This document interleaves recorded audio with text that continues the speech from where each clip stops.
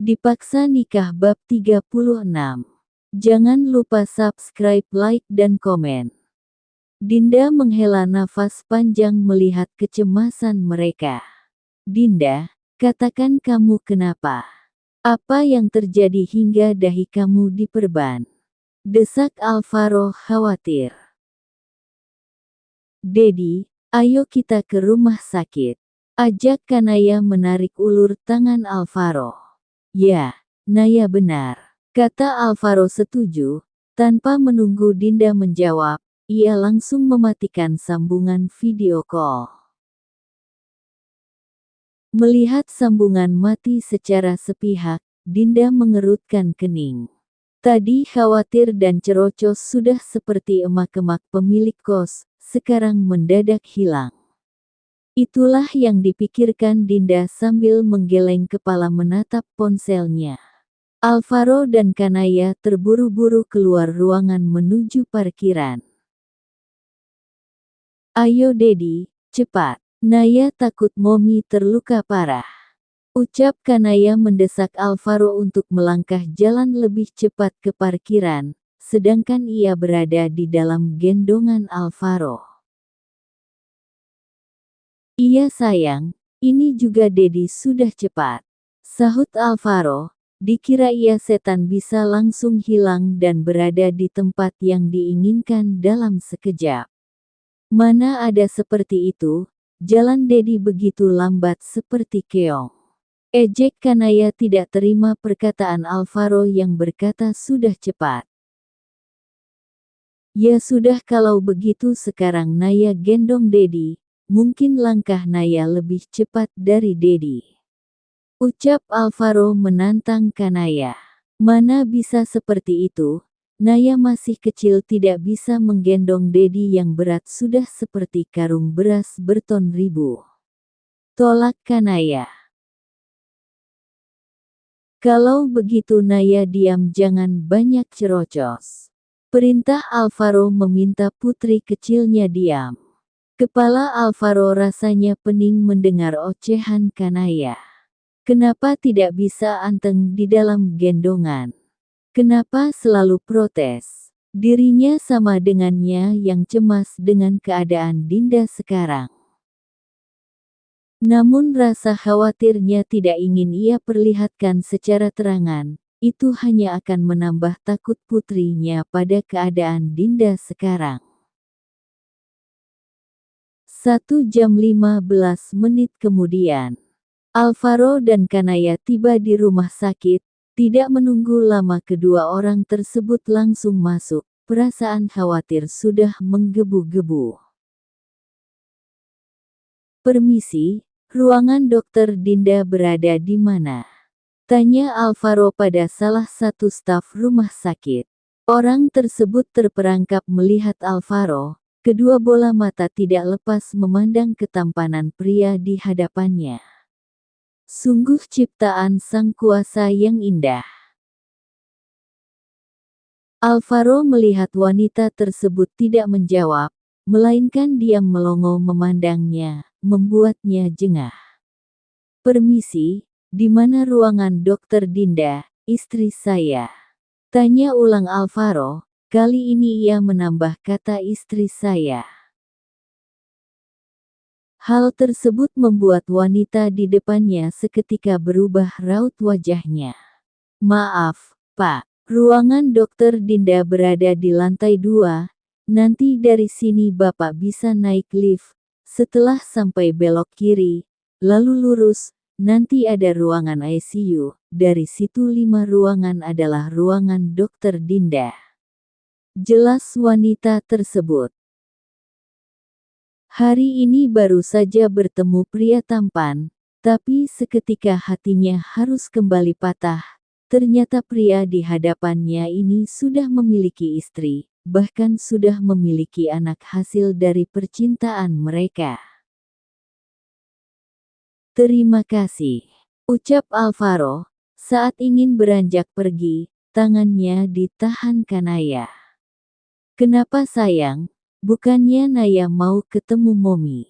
Tanya Alvaro bingung kenapa putrinya menghentikan langkahnya. Tunggu Dedi, Naya mau bicara sama suster. Jawab Kanaya.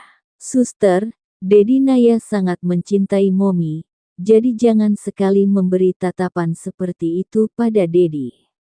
Suster, Momi Naya tidak suka Dedi ditatap seperti tadi, bisa-bisa suster diterkam Momi.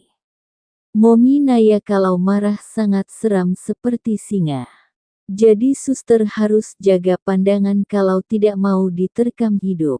Kata Kanaya menakuti wanita yang menatap dadinya penuh kekaguman.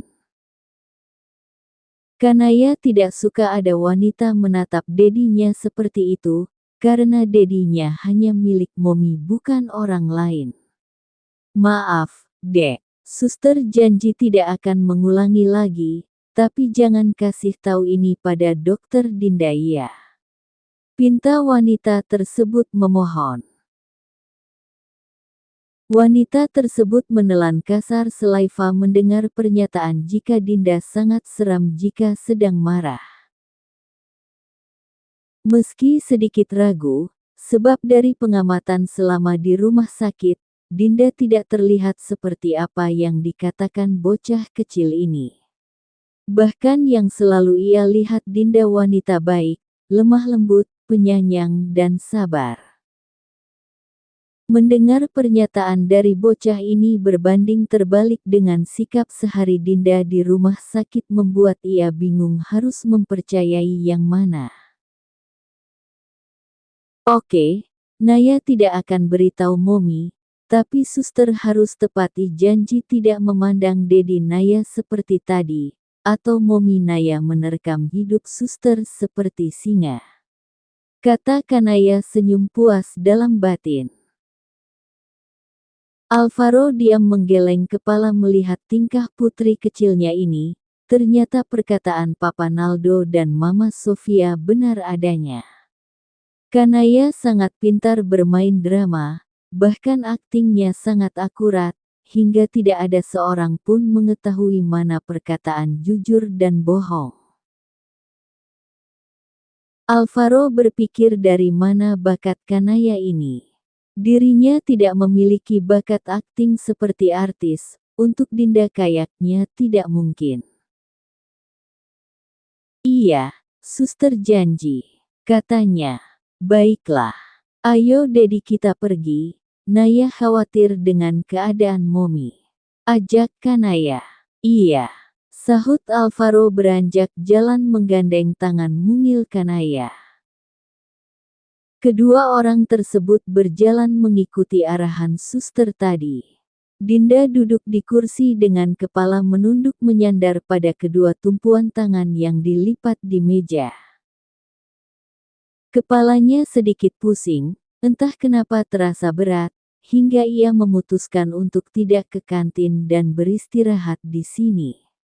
Dia takut jika memaksa diri akan berakibat yang tidak diinginkan di luar. Cekrek, Momi, teriak Kanaya saat berada di dalam ruangan Dinda. Mendengar suara yang begitu familiar, Dinda langsung mengangkat naik kepala ke atas melihat kedatangan putrinya dan Alvaro. Dia sudah yakin jika suara tersebut adalah Kanaya putrinya. Tapi satu hal yang tidak ia ketahui, kenapa mendadak mereka mendatanginya ke rumah sakit. Kanaya berlari menghampiri Dinda, begitupun dengan Dinda, namun baru beberapa langkah kepalanya terasa oleng hampir saja terjatuh jika tidak cepat ditahan Alvaro. Kamu gak apa-apa? Kenapa bisa seperti ini? Ceritakan apa yang terjadi, siapa yang melakukan ini padamu? Tanya Alvaro khawatir. Aku tidak apa-apa Kak. Ini hanya kecelakaan kecil, tidak usah khawatir. Jawab Dinda meyakinkan Alvaro. Alvaro merangkul Dinda membawa ke ranjang yang ada pada ruangannya. Berbaringlah, apa kamu sudah makan? Tanya Alvaro memandang Dinda. Dinda menggeleng kepala. Belum Kak, ya sudah. Kamu tunggu sini, aku belikan makanan untukmu. Naya jaga Momi, jika terjadi sesuatu cepat kabari Dedi. Pesan Alvaro sebelum pergi meninggalkan Dinda. Iya, Dedi siap, sahut Kanaya. Alvaro langsung beranjak keluar dari ruangan Dinda menuju kantin rumah sakit.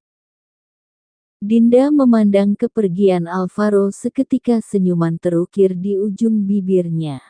Perhatian Alvaro benar-benar membuatnya tak bisa berkata lagi, selain diam, memandang, tersenyum dan berbicara dalam hati. Kamu berubah, Kak.